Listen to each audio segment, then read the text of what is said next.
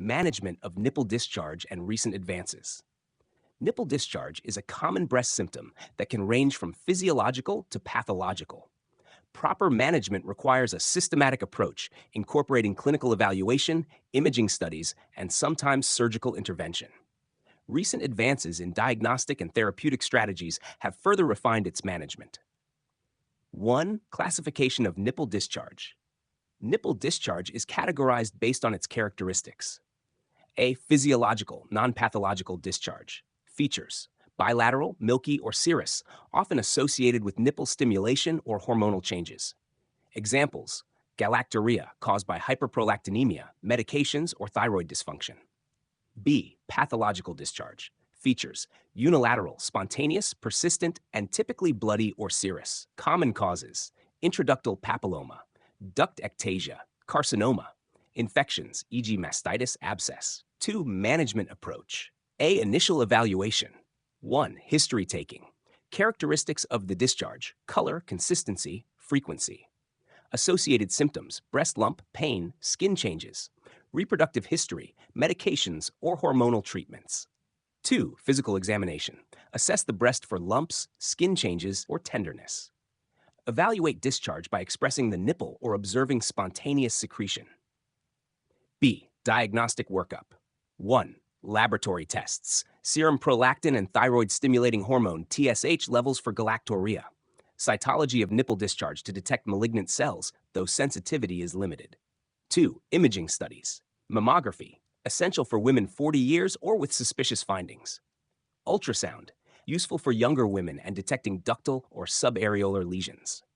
Magnetic resonance imaging, MRI, highly sensitive for detecting small, non-palpable lesions. Beneficial in patients with high risk factors for breast cancer.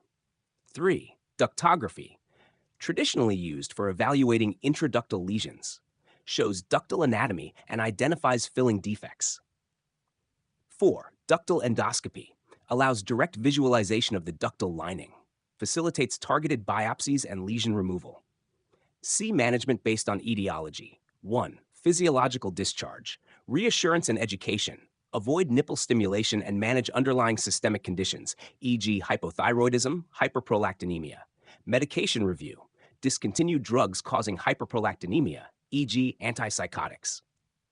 2. Pathological discharge, intraductal papilloma, microdocectomy or major duct excision, duct ectasia, conservative management for asymptomatic cases, antibiotics for infection and duct excision if symptoms persist. Carcinoma, tailored management based on tumor stage, surgery, chemotherapy, radiation, and targeted therapies. Infections, antibiotics for mastitis, incision and drainage for abscesses. 3. Recent advances. A. Imaging advances. 1. Contrast-enhanced mammography, CEM, provides better characterization of lesions. Enhances sensitivity for small malignancies. 2. Automated breast ultrasound, AUS, improves lesion detection, especially in dense breast tissue. 3. MRI with diffusion-weighted imaging, distinguishes benign from malignant lesions more effectively. B. Ductal endoscopy, improved visualization and minimally invasive approach for diagnosing and treating intraductal abnormalities. C. Molecular diagnostics. Advances in cytological and histological analysis of nipple discharge have improved the detection of early-stage cancers. Molecular markers such as HER2, BRCA mutations, and gene expression profiling guide management decisions. D. Minimally invasive techniques. Radiofrequency ablation, RFA, emerging as an alternative to surgery for small benign lesions. Cryoablation, effective for managing benign or early malignant ductal lesions. E. Artificial intelligence, AI in imaging. AI algorithms improve the accuracy of imaging interpretation, reducing false negatives and aiding in early diagnosis. 4. Follow-up and monitoring. Regular clinical and imaging follow-ups for patients with physiological or treated pathological discharge. Monitoring for recurrence or new symptoms is crucial in high-risk individuals. 5. Patient-centered approach. Consider the psychological impact of nipple discharge and ensure effective communication. Multidisciplinary care, including input from radiologists, surgeons, and oncologists, enhances outcomes. Conclusion.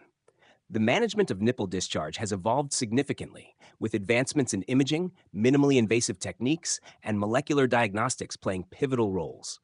These innovations enhance early detection and tailored treatments, improving patient outcomes while reducing the need for invasive procedures.